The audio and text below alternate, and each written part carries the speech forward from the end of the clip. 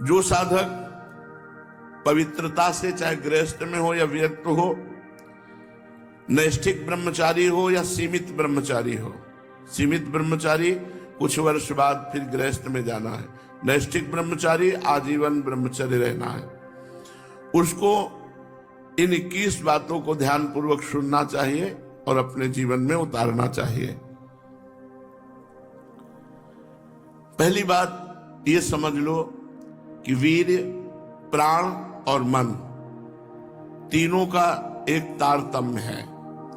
ये परस्पर इनका घनिष्ठ संबंध है। इनमें से एक भी बिगड़ा तो तीनों बिगड़ जाएंगे। वीर्य बिगड़ा तो प्राण शक्ति कमजोर हो जाएगी, मन चंचल, अशांत, मलिन, पाप में हो जाएगा।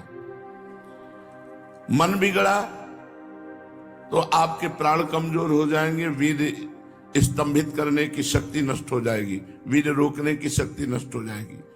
प्राण स्थूल हुए तो मन चंचल हो गया, वीर्य नष्ट। तीनों का घनिष्ठ संबंध है।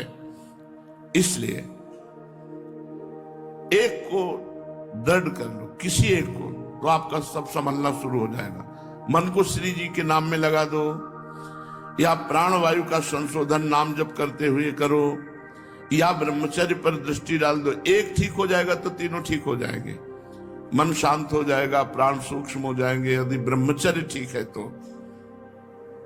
पहले ब्रह्मचारी को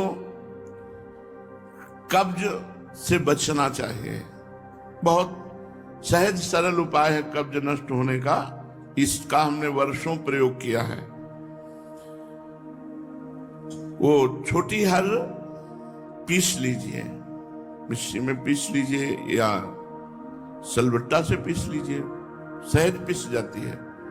उसको एक डिब्बे में रख लीजिए और ईसबगोल की भूसी, एक कटोरी में 2 चम्मच ईसबगोल की भूसी डालिए और 1 चम्मच या 1.5 चम्मच छोटी हर डालिए। दोनों को मिला दीजिए और पाउडर ऐसे थोड़ा मुंह में डालिए और दूध से ऐसे ऐसे करके फिर लीजिए, फिर डाल लीजिए। 2 बार में, 3 बार में, 1 बार में, जितने में आप आ जाए। और 250 ग्राम दूध, ज्यादा दूध नहीं, 250-300 ग्राम दूध ले लीजिए और इसको 1 हफ्ता लेते रहिए। अपने आप आंतों को सही करके कब्जियत नहीं होने पाएगी।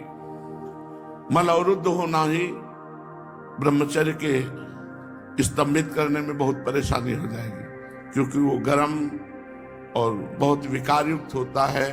जो कब्ज है कई रोग पैदा कर देती है। इसलिए ब्रह्मचारी को चाहिए कि प्रातः काल उठकर कम से कम 500 ग्राम पानी हल्का सा गर्म करके वज्रासन में बैठ करके धीरे धीरे 5-10 मिनट में पीना चाहिए। फिर 200-400 कदम टहल करके फिर शौच जाना चाहिए। आप देखना, आप कब्जियत की शिकायत खत्म हो जाएगी अगर आप ऐसे करेंगे। दूसरा, मैदा और पकवान और चाय, ये कब्ज बनाने वाली चीजें ब्रह्मचारी को नहीं लेनी चाहिए।